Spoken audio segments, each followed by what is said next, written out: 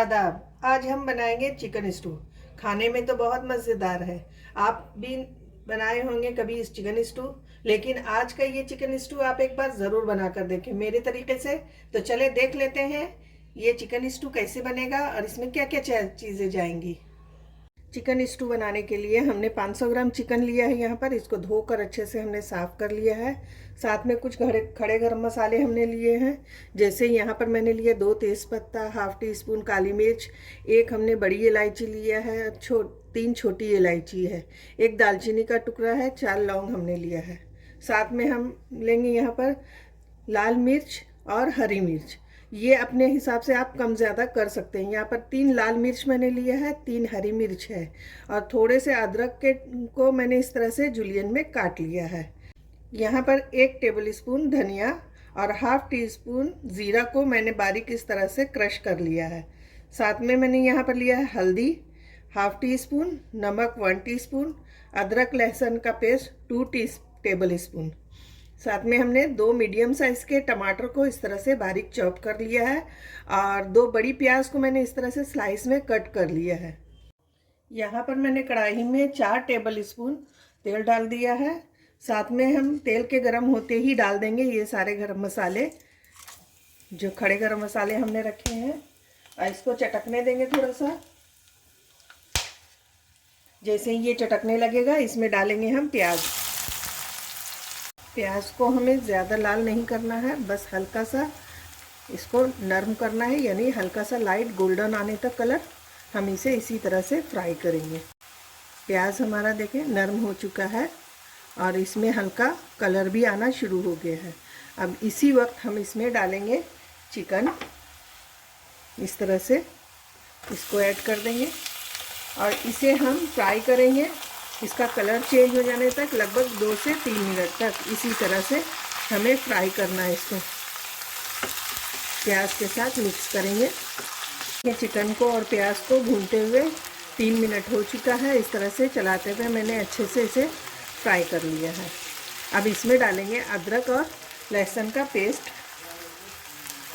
ताकि चिकन के अंदर और प्याज के अंदर अच्छे से ये भुन जाए और अच्छी सी खुशबू इसमें से आने लगे। इस तरह से हमें इसे भी मिक्स कर लेना है और अच्छे से भून लेना है, लगभग 1 मिनट। 2 मिनट तक अच्छे से मैंने इसे भून लिया है। 1 मिनट का मैंने कहा था, लेकिन अच्छे से भूनने में इसे 2 मिनट लग गया, तो मैंने इसको अच्छे से भून लिया है। अब इसमें हम डालेंगे ये खड़ा गरम मसाला, जैसे लाल मिर्च है, ज़ीरा और धनिया। इन चीज़ों को मिक्स करेंगे। साथ में हम डालेंगे हल्दी पाउडर और नमक। इन सभी चीज़ों को अच्छे से मिला लेते हैं, ताकि इसका भी फ्लेवर बहुत अच्छे से इस चिकन में आ जाए। झटपट से बन जाता है, चिकन को बनने में ज़्यादा वक्त नहीं लगता और खाने में भी उतना ही मज़ेदार है ये।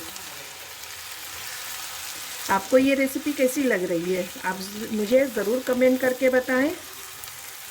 अच्छी लग रही हो तो लाइक कर दें, शेयर करें दोस्तों और रिश्तेदारों के साथ। और आप मेरे चैनल को पहली मर्तबा देख रहे हैं तो सब्सक्राइब करना नहीं भूलिएगा। देखें इस तरह से चलाते हुए हमें अच्छे से मिक्स कर लेना है। 1 मिनट हम इसी तरह से इसे फ्राई कर। ये देखें चिकन को मैंने अच्छे से भून लिया है सारे मसालों में।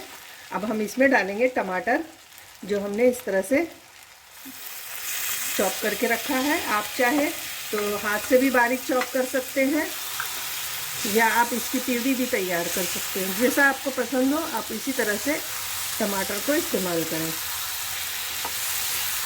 यहाँ पर मैंने चॉपर में चॉप किया है टमाटर को, और इस तरह से हम अच्छे से भूनेंगे बस 1 मिनट के लिए।